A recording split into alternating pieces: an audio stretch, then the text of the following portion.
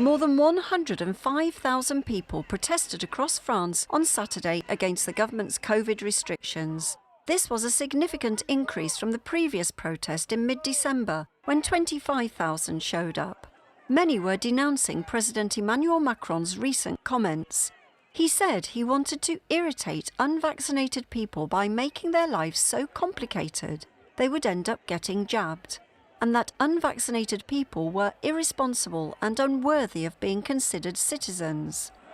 It is extremely serious that a president says that. De Gaulle must be rolling over in his grave, hearing that. The population hates him. The protesters accused Macron of trampling on their freedoms and treating citizens unequally.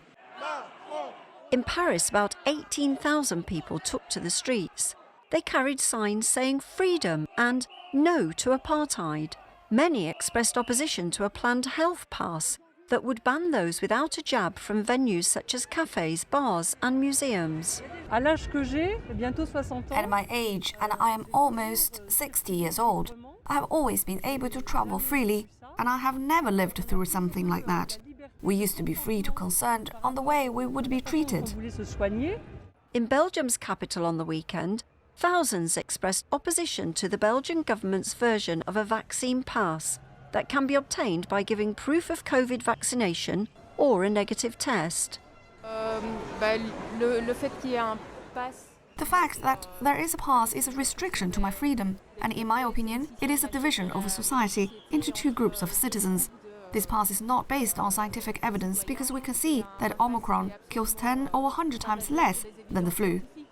People carried signs like fake pass, vaxxed are infectious. Is on a path to becoming a dictatorship, health-wise, but also in general. My freedom is slowly becoming restricted, and I really don't want my children to inherit this world of dictatorship.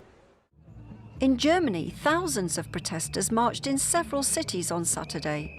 They demonstrated against the government's plan for a vaccine mandate and vaccinating children. Protests took place in cities like Düsseldorf, Hamburg and Magdeburg, while there were so-called walkabouts in many other German cities as well. The protests remained largely peaceful. On the weekend, there were also protests in other European countries, including Austria, the Netherlands and Italy. Joy Duguid, NTD News.